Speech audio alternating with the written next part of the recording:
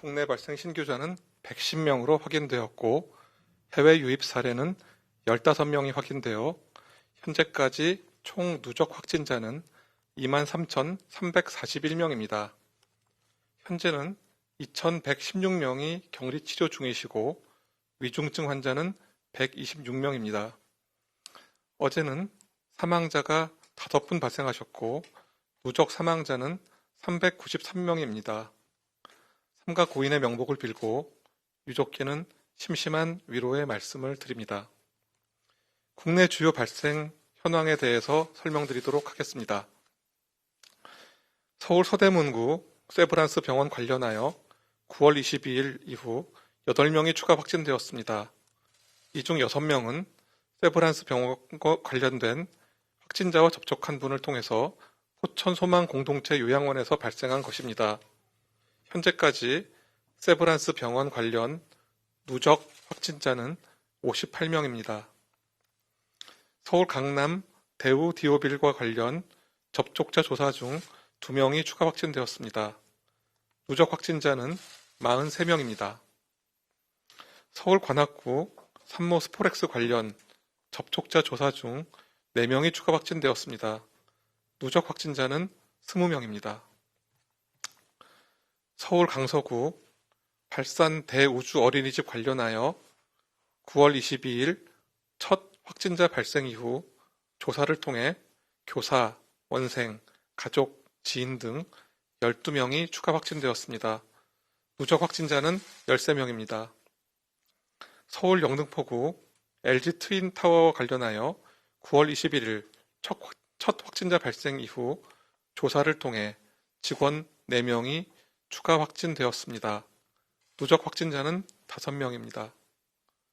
경기 고양 박예원 관련하여 격리 중 10명이 확진되었습니다. 현재까지 누적 확진자는 39명입니다. 인천 계양구 생명길교회와 관련하여 9월 23일 첫 확진자 발생 이후 조사 중 6명이 추가 확진되었습니다. 누적 확진자는 7명입니다.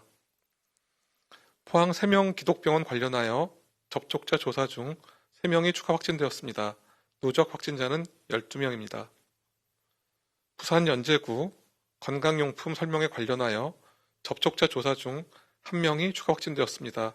누적 확진자는 18명입니다.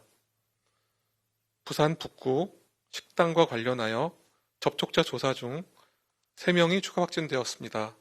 누적 확진자는 16명입니다.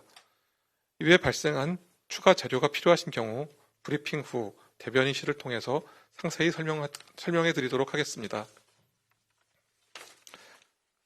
다음은 해외 유입 환자에 대해서 설명드리도록 하겠습니다.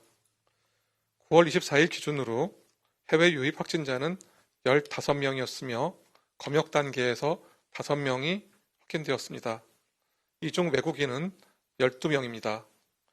대륙별 상황을 말씀드리면 아시아에서 10명, 유럽에서 10명, 아메리카 2명입니다. 오늘은 특히 빈번한 집단 감염을 일으키고 있는 방문 판매 설명회에 관련하여 말씀드리고자 합니다. 먼저 코로나19 바이러스의 전파력은 균등하지 않다는 것을 말씀드립니다. 환자에 따라 더 많은 바이러스를 배출하는 경우도 있지만 같은 환자에 따라서도 어떤 공간이냐, 어떤 조건이냐에 따라 전파력이 달라질 수 있습니다. 그리고 방문 판매는 코로나19 감염에 매우 취약한 유형에 속합니다. 밀폐된 공간과 밀집된 장소는 바이러스가 보다 높은 밀도로 존재할 수 있는 매우 유리한 여건이 됩니다. 거기에 여기 노출되신 분들이 면역력이 약한 어르신들이거나 기저질환이 있는 환자분이시면 감염에 더욱 취약하게 됩니다. 또한 마스크를 제대로 착용하지 않으시거나 중간에 벗고 음식을 섭취하게 되면 감염의 위험에 더 많이 노출되게 됩니다. 그리고 큰 소리의 설명이나 영응을 즐기기 위해 크게 동작을 하시는 경우 바이러스의 노출 기회가 더욱 증가됩니다. 특히 말씀드리고 싶은 것은 노출 시간입니다. 감염의 확률은 노출 시간이 길수록 같이 높아지게 됩니다. 방문 판매는 이상의 조건들에 대해서 거의 모든 조건을 갖추고 있다고 해도 과언이 아닙니다. 밀폐된 공간에서 면역력이 약한 어르신들께서 여응을 곁들인 장시간 설명회를 갖는 것은 감염 역학의 측면에서는 매우 위험합니다. 비록 마스크를 착용했다 하더라도 마스크가 방어해 줄 수 있는 그 이상의 감염 위험에 노출된다면 예방이 어렵습니다. 외국의 연구에서는 마스크는 감염의 위험을 70%에서 85% 정도까지 줄여줄 수 있다는 결과가 있습니다. 그러나 이런 방어보다 더 많은 감염 기회 노출이 있다면 그 효과는 한계가 있을 수밖에 없습니다. 마스크를 꼭 착용하셔야 되지만 이에 대해서 과신하셔서도 안 됩니다. 사례를 들어서 설명드리도록 하겠습니다. 대구시에서 있었던 동충하초 설명회 이후 연속하여 발생한 방문 판매 유행 사례입니다. 최초 지표 환자는 모임을 통해 지인으로부터 감염된 후 대구 동충하초 설명회에 참석하였으며 그곳에 참석한 26명 중 25명에게 감염을 일으킵니다. 감염률은 무려 96.2%에 달했으며 일상적인 감염률과는 크게 비교됩니다. 이후 동충하초 설명회에 참석한 다른 분의 관계자가 천안의 방문 판매 업체인 그린리프를 방문하면서 새로운 유행이 일어나게 됩니다.